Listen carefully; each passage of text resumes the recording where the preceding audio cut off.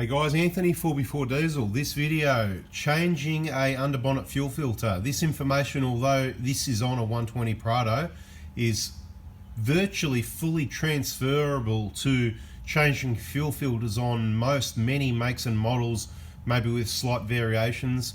And we've done it before, and there was some questions, of course, because there's always questions, and I just want to make everyone aware at this point.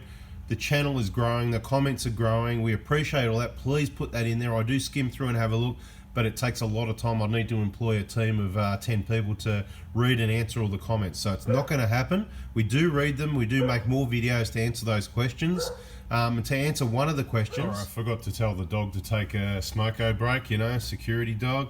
Anyway, the answer to one of the questions was, oh, why do you take it off to change it? Why don't you just, you know, like, because we unbolt the whole body and take it off, of course, because it's easier. Why do you do that? Why don't you just change it here? Could you imagine, you know, trying to get to the bottom of this?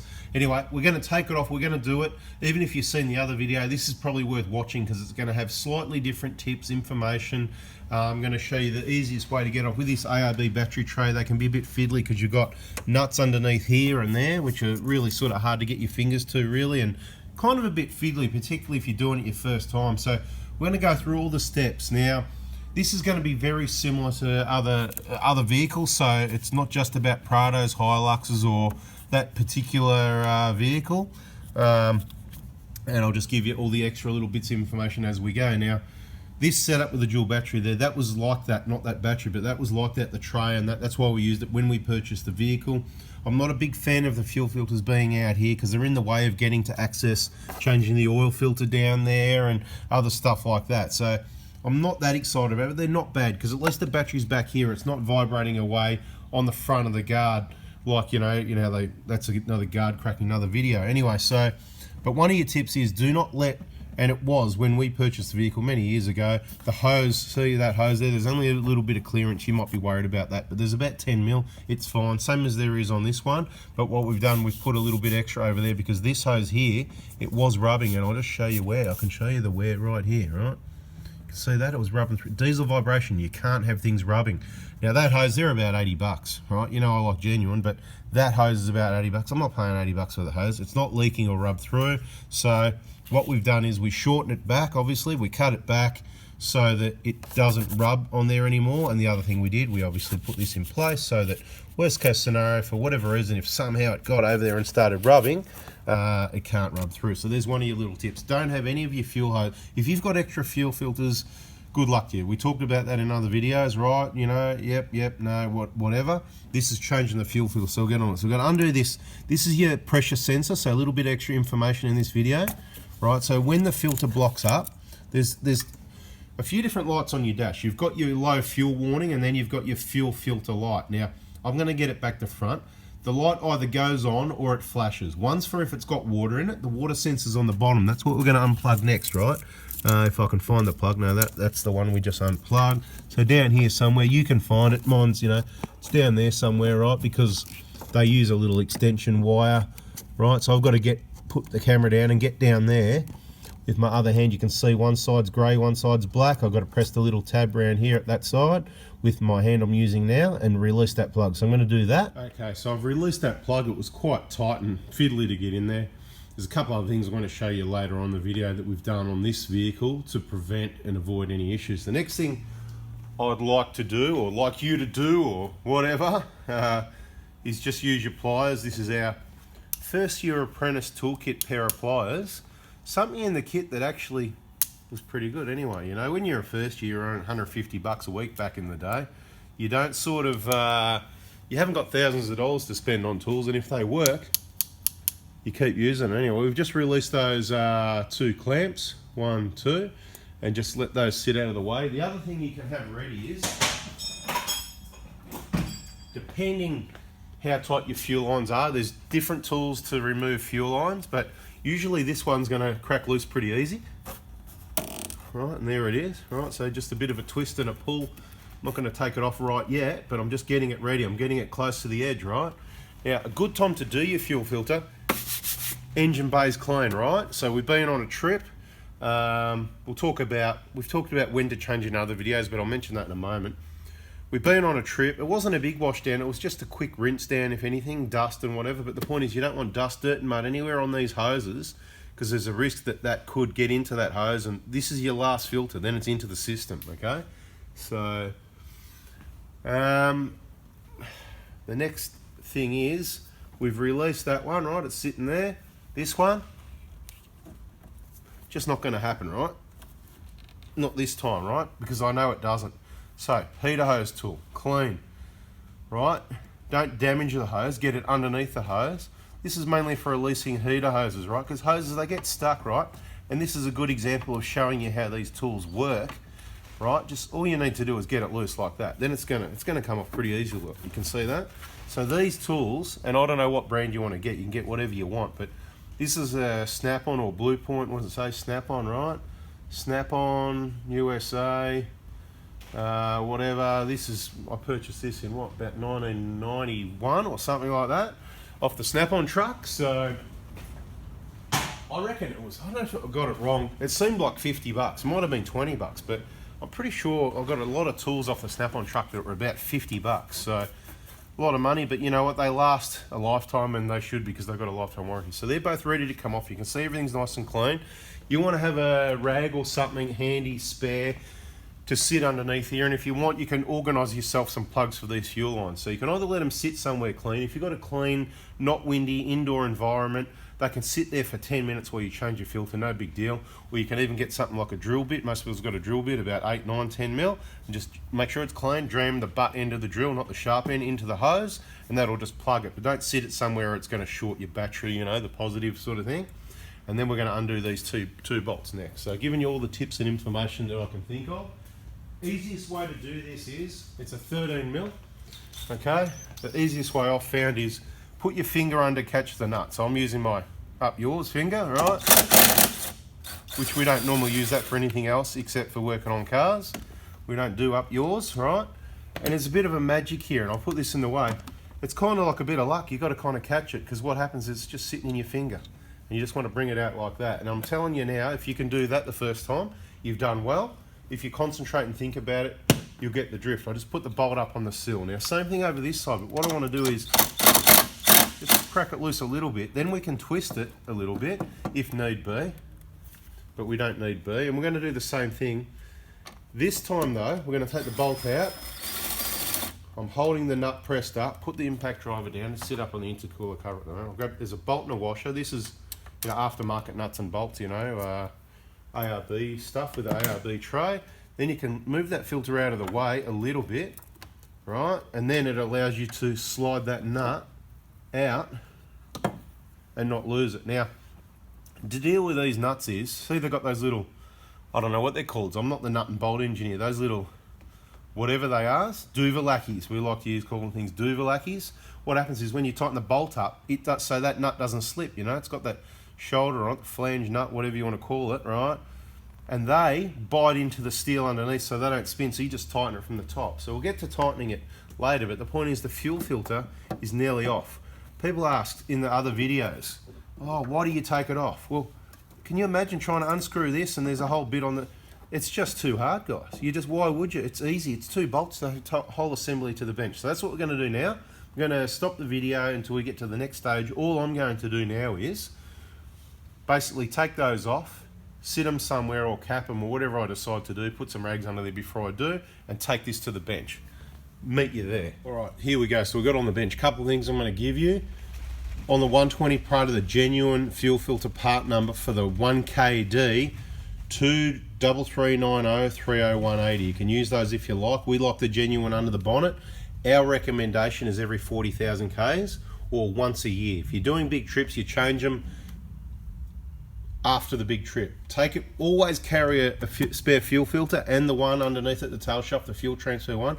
Carry a spare both with you if you go more than 100 Ks from home. Change the filter when you get back, because you're more likely to get crap fuel there. You want the clean filter afterwards when you get home for all your normal running around, and then it's still good when you go on a trip. Carry your spare, change it when you get back is what you want to do. In my opinion, I suppose. It's just my opinion, isn't it? Right, so we need to take this bracket off the bottom. This is a 120. Little bit different with the 150s, right? So just back those off, you know, a few turns each, whatever. and this should, and sometimes they get it, the rubber gets a bit stuck. The rubber can stay there, I don't care. Just carefully get that guard off the bottom. The engine is designed that way to have that guard on there, so I like it on there. That's why we don't use the Ryco, because the bottom of the filter, we don't like the Ryco filter under the bonnet, because for many years, I've said this in other videos, for many years, I think about 5 years at least, I was telling them this section here is too small. It's about 2 millimeters too small diameter, right? So we've got this off. This is still full of fuel. We put caps on there, we clean them out with brake cleaner first. Everything's got to be clean. You can see the filter, you know, not too clean, it's a little bit old. I don't even know how old this is, but it's quality, made in Japan. So if you're going to use an aftermarket filter, if you get a quality one made in Japan, or just genuine, for the sake of, what is it? I think they're about 60 or 70 bucks. I can't remember. I buy a few at a time with other parts. I don't remember. The 150 is a bit dearer. The part number is the same, except it's 30350. Okay, so there you two numbers for your two 1KDs on the Prados. The Hilux has got a different filter setup. I haven't got that number handy. That's another video. We need to do a video changing one of those too. We do. Now we've got to go and put this in the vise. Quite simply what we're going to do is put this section in the vise without breaking it. A lot of people break this alloy section, so be very careful not to break, not on these cars, on other makes and models, you know, Nissans and stuff. Anyway, I'm not picking on Nissans, but it's always the Nissans when we used to work on other cars that we saw these broken. We need to undo this. This isn't the best design. The 150 is better. They've changed it to like a nut type setup, but we've got these awesome Crescent brand wear safety goggles made in USA, and these grip to bloody anything, I tell you. And we just really gently, not on these little tabs that people break, just on what we've got, that little, there's about 2 to 3 millimeters only, and we just nicely get it on there, get a grip. We don't rush and just, and it's not super tight, because it doesn't need to be tight to seal, just tight enough not to come undone. The O-ring inside there is what seals. So let's go to the vise and crack those loose. This is our sort of dirty old workbench where the work happens, right? So just gently on there, we've got to get it on it, and just nicely, without slipping and damaging it, right? Release, turn, right? So this is full of fuel, remember? We don't want to go too far. Remember what I said, that it doesn't need to be tight to seal. Look, it's full of fuel, it's loose, it's not leaking. That's not going to come loose on its own, but it just needs to be nipped up nice and tight. By hand is good enough, okay? I'll tell you right now, nice and tight by hand. You could even break it by hand. So I don't know the torque setting on that. I can't put a torque wrench on that. So you've got to use a bit of common sense with that one. Now we just need to crack this loose from the body. So we use the oil filter tool, right? And just, again, see how easy that was, because we didn't have it over tightened, right? Again, there's an O-ring sealing it, right? Again, I can turn that by hand, see? So I probably went like that, tight, that's it.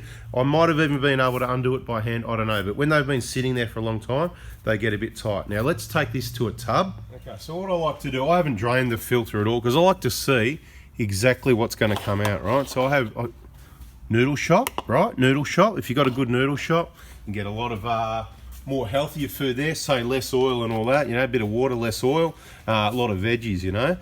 Anyway, what I like to do is keep the noodle containers, right, and basically kind of like this, right? So let's see what's going to come out of our 120 fuel filter. This could be, I don't want to show this, you know. I think this one's a bit overdue. I think I've broken my own rules and maybe not changed it for maybe 2 years, because it's only done about 20 or 30,000 K. I think it's, what is it, about 30? But let's have a look. It'll be interesting to see what does come out on. Oh my God, look how clean that is. Someone's doing something right there. There is a lot of grit in there, guys, don't get me wrong. And there's meant to be, because this is the dirty side of the fuel filter. But you know me, I can't stand waste. And when I see, that's good, that's a good result, guys. That's what you want to see when you drain your fuel filter. You want to see fuel like that, that just looks absolutely beautiful, right? If you empty that out and you see some of the things we've shown in other videos, and if you haven't seen that, I'll just bring this one a bit closer to see what you can see, so you can see, right? These are the sort of contaminants. These are the large contaminants that you can see. All the small stuff is stuck in the filter medium, right? So that's rubbish. You can see there's no water in there, right? Zero water. That's what this sensor is. It's a float switch, right? When there's water in there, this floats, bang. As soon as that comes off, the light comes on, right? So as soon as that bit of water and it lifts a little bit, you're going to get a water light. I don't see water lights on these vehicles. It doesn't happen, okay? It doesn't. I've seen it on other makes and models. They come in, oh, my light's on, and you drain it and away you go, right? So I don't know why, that maybe they're a bit sensitive, or these aren't sensitive enough or whatever, but I do this a bit, right? Just a bit. and I don't see water in there. I've seen worse than water in there, and algae and all sorts of crap. But what I would like to do, this video might go a bit longer, but it's a maximum information fuel filter video now. It has just become, instead of being a simple fuel filter change for the DIY, so we've got it all covered for the DIYs, right? But, you know, for the first timers, watch all the other videos as well. But what we'd like to do is put a little bit extra information for people that already know all this stuff, or they've seen the other video. So what extra have we got for you? See the other bits and pieces that fell out? That looks old enough to me. There's enough dirt and stuff sitting around there. But what we really want to look at, and this is how I like to judge a fuel filter, and with our recommendations of when to change them, it's based on stuff like averages of, if people contact us and say, hey, my fuel filter light's come on, and it's the sensor at the top, the filter's blocked, I say, okay, when was it changed? How many Ks has it done? So we gather data that way, and that's how we come to a, and you also look at, even in Toyotas and other makes and models, they regularly recommend you change these sorts of filters every 40,000, so it just seems stupid not to. So that's what I recommend, okay? If you're doing 40,000 in 6 months, change it. If you're doing 40,000 in 3 years, then maybe change it at 18 months. You get my drift? Something like that. It doesn't cost a lot to change it every now and then. You can see it does its job, right? Now, I don't know if I can demonstrate this to you, but this filter, sometimes I'll look in here on customers' cars and I'll go, yeah, this is too clean. I don't even want to change this. This is a waste. If it was my car and it was white, then what I'd do, and this is the thing, if you've done low Ks, guys, this is the important tip for the people that know it all already, and you've seen this and you know this, right? If you've done 5 or 10,000 Ks for the year, your car's only for trips, it doesn't do a lot of Ks, I wouldn't be replacing one, especially on a 150 Prado. They're about $100 each, right? $100 because you've done 10,000 Ks. What a waste of money. Let's not waste it. This filter doesn't become blocked from sitting there. But your fuel, if it's got water, you could get algae, it could go bad. So what you want to do, you want to do this. You want to see that cleanliness. You want to look in there, make sure there's no large bits of debris, algae or anything like that. You don't need to take this top section off, right? That's the clean side. This is the dirty side. All you do is take that bottom off and you go, mate, that's good. Look at your filter. It's hard. I'm going to try and show you in a moment, but I'm giving you information. I can only do one thing at a time, you know. People complaining about talking too much and videos going too long. Do you want the information or not, you know? I don't know if you can see that, right? I'm gonna muck around and try. Right? You got a 4K video happening there. Now, if you look in between those gaps, see, it's not in focus, is it? It's focusing on the light now, and you're gonna have to look at your own, right? I'm gonna explain to you what I'm trying to say. If you look down in there, past that steel down in there, which you can't see where I'm pointing either, you'll see an element. Have a look at a new filter. This is what we'll do. Here we go. This video is going a bit longer, guys. You get that? You get that? Right? It's all part of the education. Edumacation. Right? And if you want to see a shorter version, I think we've got a video that might actually end up being shorter than this one. There it is, right, in the bag, brand new, all sealed up. It comes with an O-ring to replace on that bottom section as well. Like I said, this goes for basically all makes and models, all very similar, fuel filter, diesel filters, whatever, right? So there's your new filter, there's the bottom, there's your O-ring. Yeah, if I could say, let's compare the pair, I don't know what you can see. Can you see the white? Hopefully you can see the black versus the white. See in between the lines, see those 4 divots inside there? And you can see the other one's black. Now, it's not just the light. That's the fuel filter doing its job, right? So once you see a fuel filter element black like that, in my opinion, it varies how black they are. But if you pull yours out, right, this filter, I'm making mess here now. We need to just get that out of the way for a minute. If you pull yours out and you go, wow, look, it's still white down there. Or even it's got a little bit discolored, but it's still white, right? You see what I'm talking about? We can do this. We can do it, right? We're going to get right in there. Right, let's get it all focused up close, hopefully. Hopefully. Right. See that element in there? You can see what I'm talking about. Down there, where the end of my fingernail pointing right there, it's all white. So the fuel's going through that way and it becomes black slowly, right?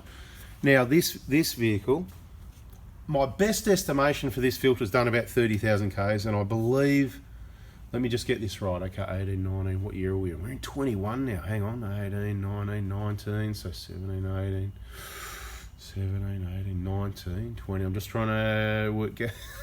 That's pretty, because, you know, 2020 was just down the drain, wasn't it? So it's like, where does that fit in? What happened that year? Not much. Okay. So I reckon it was 2019, June, when I changed this filter.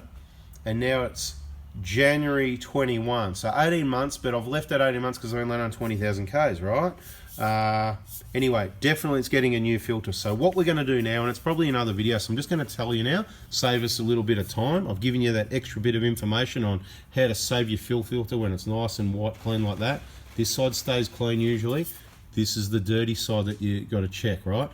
Guys, check it every 6 or 12 months. If you want to make sure you haven't got contamination, this is a good place to find it. Get the filter off, take the bottom off, white container it, take a photo, put it on one of our Facebook groups, you know, whichever one you like, okay? Now, this is you're missing out. I understand a lot of people aren't on Facebook, and that's cool. I've got no issue with that.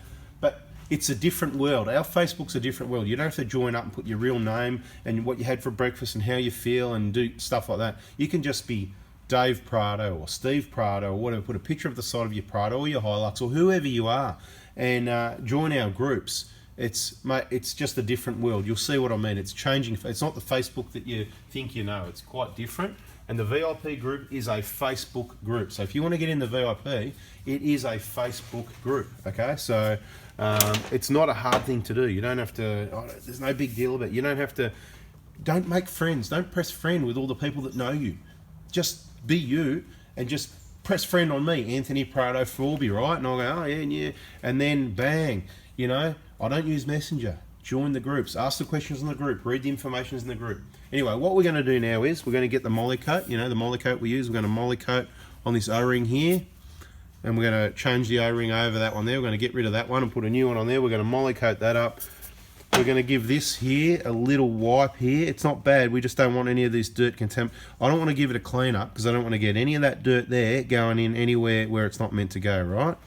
I just want to wipe that. I don't give a stuff about this dirt outside here, to be honest. Some people maybe don't like that, but I don't want to upset and risk any tiny bits of that going anywhere I don't want it to. So it's going to get a quick wipe, pretty well like this. Let's demonstrate. Look, this video is getting long, but you get that.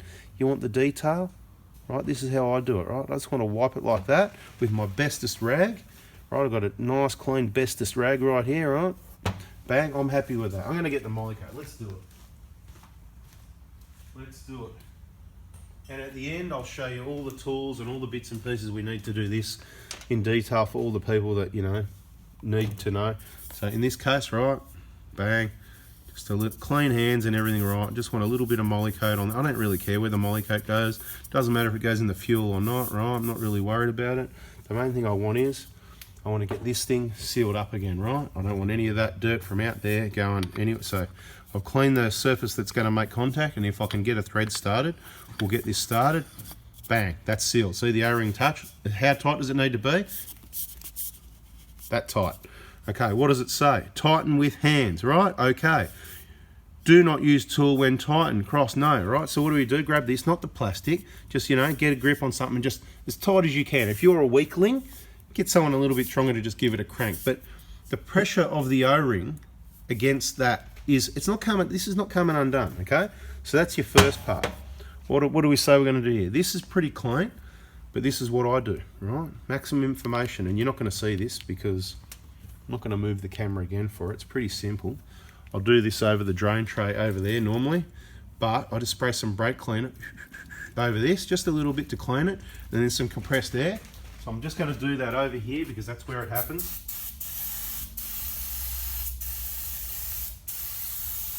Because it's stinky stuff. Compressed air, put your fingers in your ears, guys.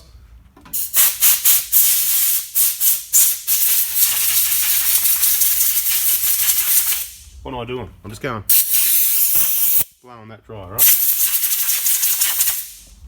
It's just brake cleaner, right? Carburetor, throttle body cleaner. Not brake cleaner, what do I say? That stuff, right? Whatever. Doesn't matter, close enough, you know? Let's get this out of the way. We don't need that anymore. We really like to get mess and stuff out of the way normally, but you know, we've got the bloody video happening and everything in the way at the moment, so we're just going to give it a quick. So this isn't as good as what we'd normally do. Now, we need to find that new O-ring. Where did that new O-ring go that I come out of the... This is going to cause problems for me now, isn't it? I've taken the old one off. You don't have to change it either, by the way. I just want to say, here it is. I'll put it in a nice clean spot, of course. Right, so what I want to do now with this one,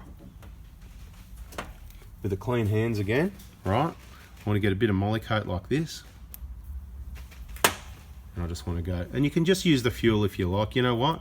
If you wanted to, you can just dip it in that bucket of fuel over there, no problem. Traditionally, it's like rebuilding calipers. Traditionally, it was just use brake fluid, right? And then they came out that PBR rubber grease and whatever, and that's cool and it works better and all that. And that's what I reckon about this, right? So once we've done that, bang, that goes back on there.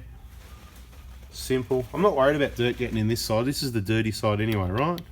That goes in there. Don't cross thread it. Don't be in a hurry. And just be careful with your wire, especially as it's getting older. Right, basically what we want to do there, again, how tight? Don't push on that, you'll snap it. My finger might look like, my thumb might look like it's there, but I'm gripping on this, right? I'm kind of like just going, yep, I'm happy with that. And that works out well because these face the car, and you want that facing towards the car or slightly to the back so that you can drain this off, right? Now, on the 150, again, they're different. The tap's on the bottom, it's a little wing nut thing, it points straight down, that's cool, it's a good idea. It's an upgrade. So maybe you want to get rid of this and put one from a 150 on it. You could maybe do that. Same as we believe the filters are the same. You could probably put interchangeable with each other. We believe they're, you know, the same 6.5 roughly micron filters, but that's up to Toyota to say, not me. If this isn't pointing the right direction, you just use a flat blade, loosen that off a little bit. This pulls out a little bit and you can change the direction of it so that you can get this to suit where you want it to sit on the vehicle, if you know what I mean. Now, once you got that right, I'm just going to duck out of the vehicle and make sure that's on the right angle, and if it's not, we will adjust it. So let's do that. Okie dokes. I know, John, you're going to love this, right? Full detail. Then feed your wire back through here. Yeah, there's quite a few Johns, isn't there? John who? John B, I was thinking of, but there's so many Johns. Anyway, carefully just feed your wire through there, whatever, you know. I'm doing it all unco because, again, not standing where I normally. I've got this camera and tripod in the way, you know, so I'm going to blame. Yeah, you need to get your wire facing the right way. As it turned out, I didn't need to adjust that, right? Didn't need to be adjusted. So that's cool. That's going to face away from the car like that. That's all sitting in the right spot. Our wire doesn't really matter which way it faces, but you know what? I might have a change of plans there and have that just poking out the other side, right? And it always works out wrong, whichever way you do it, depending, you know, whatever, because that's, you know, it's Murphy's Law, isn't it? Whatever, it's got to work out the wrong way. So that little guard, bang, just keep it pressed all the way up while you tighten it up. All right, so we're going to bring it around. You can see the wire sitting there like that. That protects, maybe that's why there's a guard there, to protect the plastic sections, right? So just keep that pressed up like that. I'll just use a little, again, the old apprentice tool set that had something useful in it that's nothing heavy duty, so it does the job, if you know what I mean. Quality tools for the bigger jobs and where it matters, and the old El Cheapo tools, keep them, they work, and hand them on to someone else another day, and you know, whatever, eventually they'll get worn out. So there we've got the filter there ready to go. Now, another wise idea, I'm going to take a leaf out of everyone else's book, something that I learnt from all the clients, and I've never done it before in my life, I promise you. But once you get a little bit older, and I'm not old, but you know, once you get older, you know how it is, you start, you know, things aren't easy to remember. So what we're going to do, we're going to go get a black texter.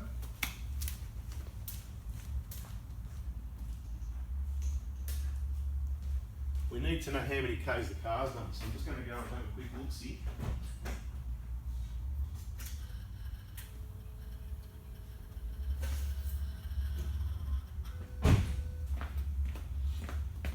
$388,000 Ks. So what I'm going to do, I'm going to turn the filter around to where I can read it when it's on the vehicle, right?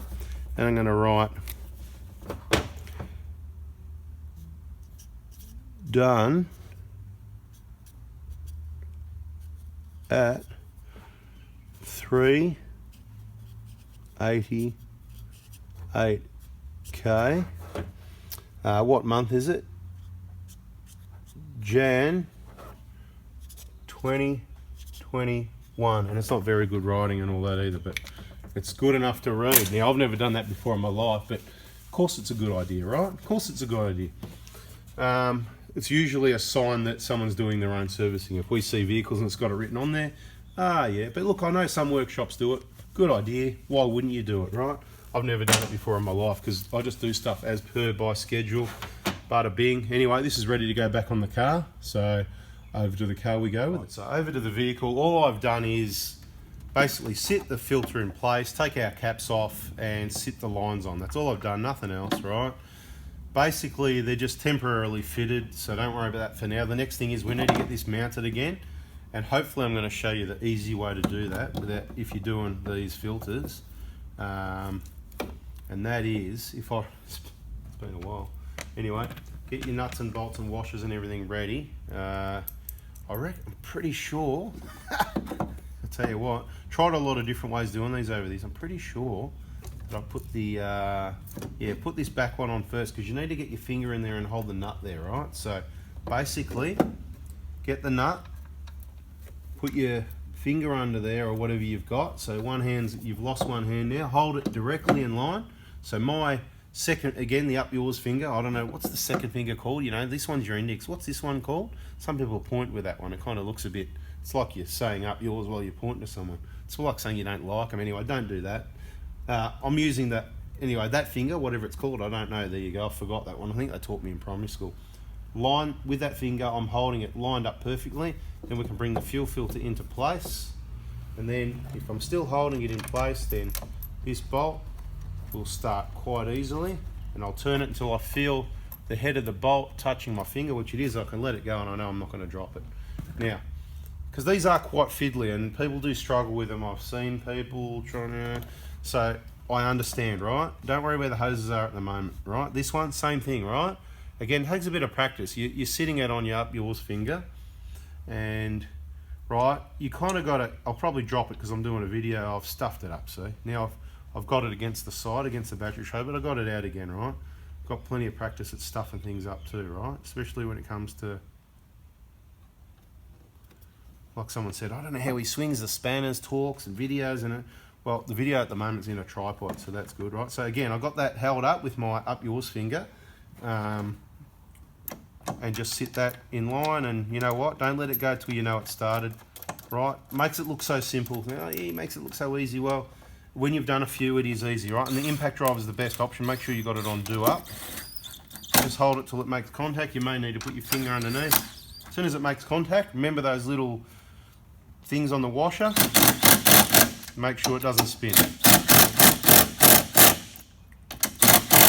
From memory, this does about 40 Newton meters, so you're not gonna over tighten those bolts. I don't want them vibrating loose anytime on a trip, so I've given it the full force of the 40 Newton meter little impact driver. Anyway, so around about that. That's what I do on those. I don't have an issue right now. Obviously, we need to plug things back in again. You can take your rag. I had a rag there, obviously, to soak up any fuel that dripped, but I didn't drip any fuel at all whatsoever because I was very careful. We need to plug in this plug again, right? And we need to plug in the water sensor one that's going to be the bottom wherever your plug is. We'll get to that. We won't worry about it in the video at this stage. What I want to show you next is actually, we'll grab the pliers. Now, when you refit the fuel hose, there's two little lines on the Toyotas. Right, and I'll take this off again to show you. Right, you've got the outer and the inner. Now, the design is that's where the hose goes, and you don't want the clamp to slip beyond there. So basically, I'm not going to clamp this one at the moment because although you can start pumping this now, right, and you can, right, because it's just going to start pulling it up this hose. It is a manual pump to pull the fuel from the tank up to this hose and start filling this fuel filter. And it will work, but what I usually like to do, and I've just demonstrated in other videos, so we're going to do it a bit different this time anyway. What I'm going to do is make sure I'm happy with the direction that's twisted in, make sure it's all lined up, not rubbing on anything you're happy. Then we're going to refit that clamp into the correct position as explained. We're going to try to anyway. I haven't done this before, not really that good at it. Whoops, what did I just nearly lose there? Oh, that's just the plug that I didn't do up. Make sure you've got the clamp situated, so don't worry about if they're not tight. It's not a pressure situation, all right? And you know, it'll dry up anyway, like you saw this one, right? They don't come off, there's no pressure, right? You'd have to pull it or something, it's just not happening, so don't worry about that. What I usually like to do is, and I'll just demonstrate, a little bit, and that is I like to, and we've been pumping this one a while, so the fuel's nearly there. And what I like about it is kind of like, it just gives that a flush out, and this is still full of fuel up to there. We haven't tipped any of it out. So if you hold it like that till the fuel comes out, it just pushes any bits of, let's just pretend some dust or something did get in there or in there. It sort of gives it, it's not going to add anything. It's just the chance that it might push something out. You know what I mean? And look, it's just easier, I reckon, rather than pushing. See that? And it just did a big splash and a back flush, and it went everywhere and whatever. And the fuel helps you slide the hose on. And, you know, there's probably only, I don't know, 10 mil or so of fuel or whatever. Again, we're only pushing it to the end of that line. You can wipe the excess fuel off at the moment. We'll give it another clean up afterwards anyway. Refit that clamp. All right. Now, another quick little tip as well. I think I've included just about everything. Why is the video longer? We're including everything. So hopefully we don't get questions. The people always seem to find questions, okay? As I've explained, we can't answer all the questions. So please be subscribed and watching all the videos because your questions may be answered. We're due to do a Q&A, so we'll get to that. I'll plug this one on now. If I can find it again, right? It's this ARB extension, you know. Look, the split tubing isn't even long enough. They're a bit dodgy, but they do the job, you know what I mean? Click, just make sure it clicks. We've got to do the one at the bottom, and that engine will start. So, you know, we'll just plug on the one at the bottom, and I'll show you something else. Okay, so the plugs are on. I'm not done yet. I'm going to show you one other important tip for those that waited till the end of the video. But before we do, we're just going to give it a quick final pump. That's hard. That's how it should go, guys. You don't need to go like that and break your thumb. Use the palm of your hand like that. See how that is? Without me, I can press it down, but it's hard, as opposed to when there's air in there, it's going to be soft. Now I'm just going to hit the go button.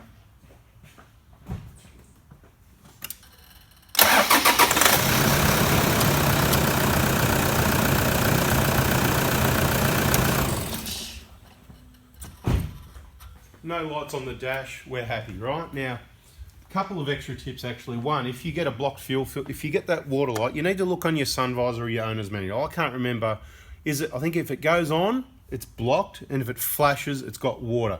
The bottom sensor is your water, the top sensor is your pressure sensor, blocked, right? Obviously you need to drain the water. Can you see in this video? Let me see. You can almost see. We'll get out of the tripod in a minute, I'll show you, but our tap's there, easily ready to drain the fuel. If you get a blockage, to reset it, you just disconnect that, start the car and then plug it in. There's a slightly few different procedures, but basically key on with this unplugged and plug it in, it'll reset it whether you've changed the filter or not. And if it still gets the same pressure, the light's going to come on again. If you've changed the filter, you'll need to do that to reset it, and you can see here where we wrote what we did, but the fuel that's on it and the wiping it, it's just about rubbing off again already, so that didn't work out too well. Maybe that's why I don't usually write on it. Okay, so you can see a bit better like this, right? There's your little tap there that you can access to drain the water if you need to. You can secure these wires a bit better if you want. Like I said, that's just a dodgy ARB extension wire setup. You know, like I said, it could have been done a little bit better, a bit neater. The other thing though, when they put these battery trays in, they just rip out brackets for wiring looms and stuff like that. The aftermarket stuff is so inconsiderate of the genuine setup, and this wiring loom, it sort of just leaves it floating around there, so you need to check what it's rubbing on. And as I said, you can't, just like you can't have these hoses rubbing on engines, you don't want a big heavy wiring loom like that rubbing on. This is your brake booster line, or brake, it's from the vacuum pump, which is down on the engine, and it goes up. This is for your brakes, right?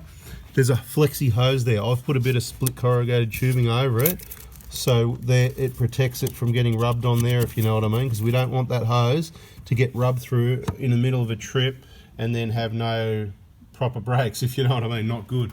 Right, so there's your little tip if you watch to the end. I hope you liked it. That's full detail. I included everything I could, part numbers, the intervals you change them, and every precaution you can take to try and keep it clean, making sure your hoses aren't rubbing on your engine here.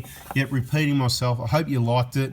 Bada bing, while we're here, let's just check this E-jar and see if that's moving, because I reckon that's, oh, it's moving so freely.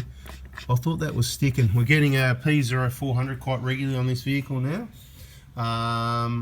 So we just clear it with auto fix 3210, but at some point I actually want to work out what the go is, because we've only got very small percentage, but we need to sort of work out what's the next, what can we do for the solution to help everyone out. Anyway guys, thanks for watching. That's changing the underbonnet fuel filter. As I said, very similar on all Toyotas, other makes and models.